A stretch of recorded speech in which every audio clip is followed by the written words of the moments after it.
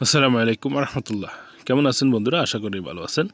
আজকে আমরা শিখব আপনারা কিভাবে একটি 3 ফেজ মোটরকে আপনারা ম্যাগনেটিক কন্ট্যাক্টর দ্বারা নিয়ন্ত্রণ করতে পারবেন। তার সাথে এনসি এবং এনও সুইচ আর সাথে আছে ওভারলোড রিলে। তো আমরা এই কানেকশনটি আপনাদেরকে করে দেখাবো কিভাবে আপনারা করবেন। সেজন্য আমরা ইকুইপমেন্টগুলো যেটা চিত্র আকারে নিয়েছি সেটা আপনারা দেখতেই পাচ্ছেন। একটি এমসিবি, একটি ম্যাগনেটিক কন্ট্যাক্টর, একটি 3 ফেজ মোটর আর দুটি পুশ বাটন সুইচ। তো আমরা শুরু করব আমাদের আজকের কানেকশন। আমরা সর্বপ্রথম ফেজ 4টি আমাদের এমসিবি ব্রেকারে কানেকশন করব, লাল ফেজটি, অ্যান্ড দেন তারপরে আমরা কানেকশন করব হলুদ ফেজটি আমাদের ম্যাগনেটিক কন্ট্যাক্টরে।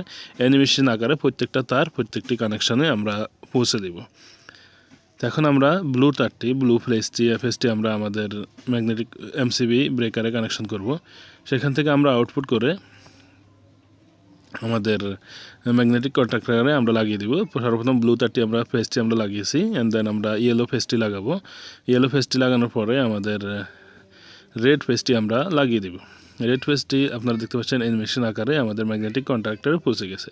এখন ম্যাগনেটিক কন্ট্যাক্টর থেকে আমরা আউটপুট করে আমরা আমাদের মোটরের ফেজে কানেকশন করে দিই, টার্মিনালে কানেকশন করে দিলাম লাল ফেজটি।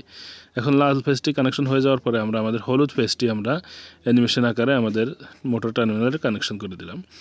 তারপরে আমরা কানেকশন করব আমাদের ব্লু ফেজটি একটু মোটরের কালার হয়ে যাওয়াতে একটু দেখা কম যায়, তাহলে আশা করি আপনারা বুঝতে পেরেছেন।